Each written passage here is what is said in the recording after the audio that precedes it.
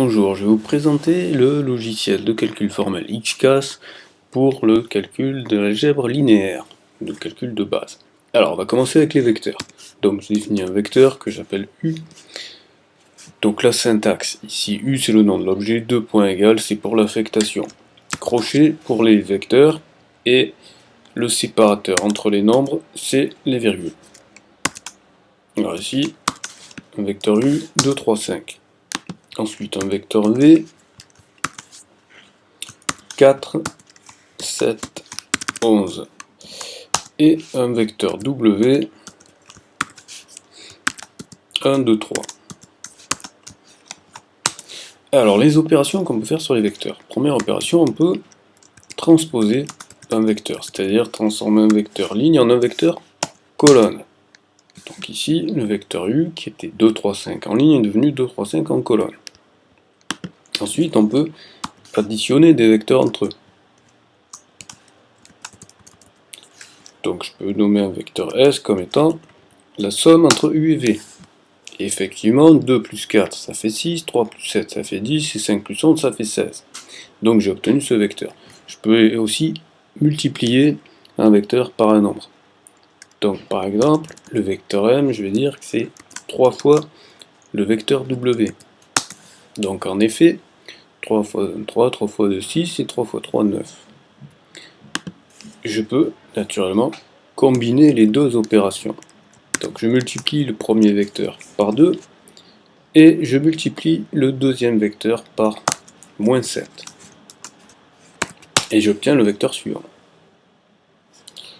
Maintenant, on peut faire d'autres opérations, comme par exemple le produit scalaire entre deux vecteurs. Produit scalaire usuel, donc c'est-à-dire ici, pour les vecteurs U et V, 2 fois 4 plus 3 fois 7 plus 5 fois 11. Et on obtient 84. En effet, 2 fois 4, 8.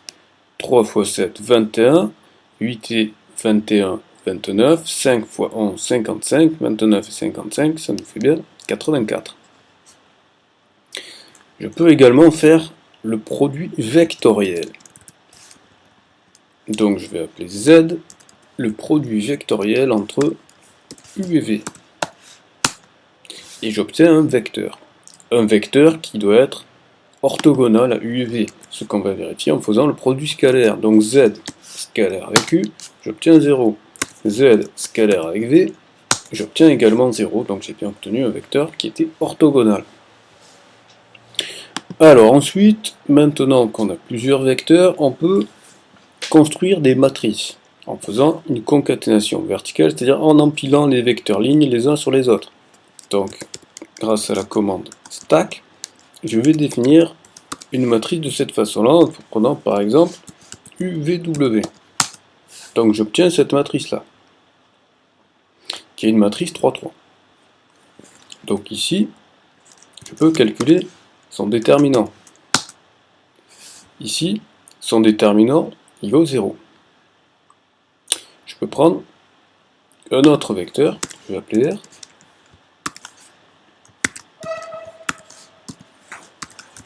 Voilà. Et je peux remplacer ici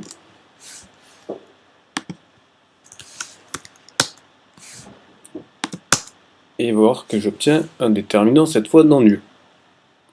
Donc vous avez vu qu'un objet que j'ai défini en commande 14, je peux l'injecter dans une commande précédente et cela va modifier la commande précédente. Donc j'ai défini cette matrice. Très bien. J'ai calculé son déterminant, il est non nul. Maintenant je peux m'intéresser à son inverse. Donc pour cela, je calcule M puissance moins 1. Et je vais lui donner un nom. Je vais l'appeler N.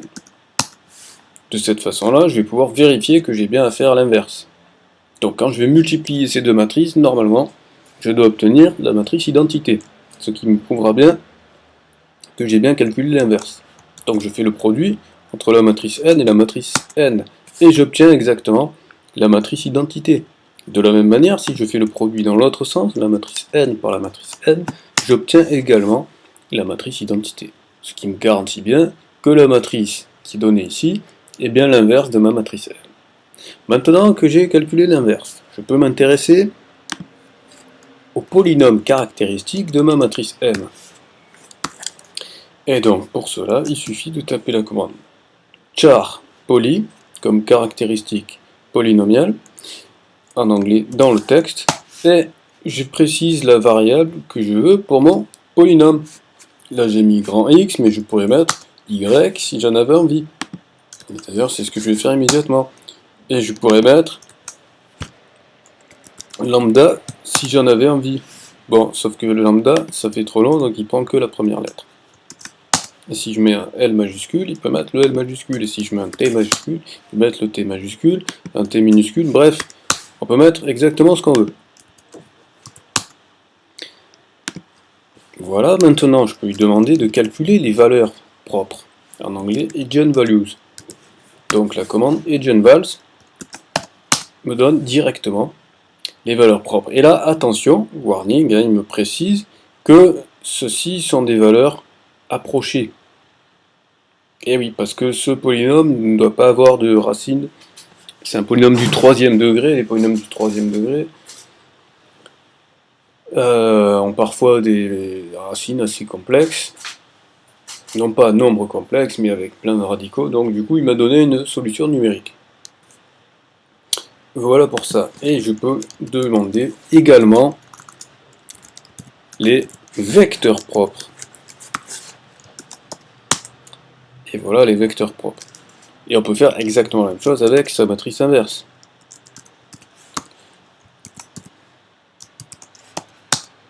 Voilà.